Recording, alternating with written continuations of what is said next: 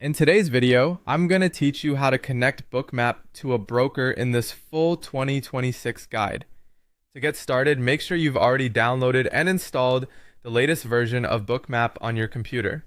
Using the newest version is important because connection options, broker support, and login behavior can change over time.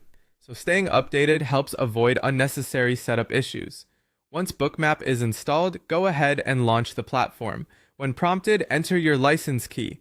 This key is available inside the Bookmap user portal, and it's required to activate your platform before you can continue with the connection process.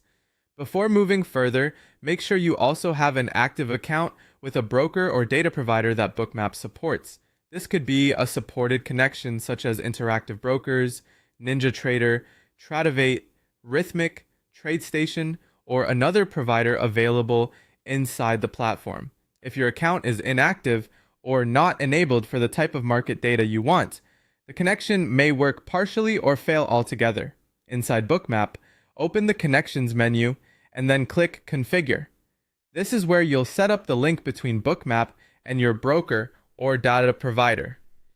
In the list of available connections, select the broker or provider you want to use. Next, enter the connection details required for that specific broker.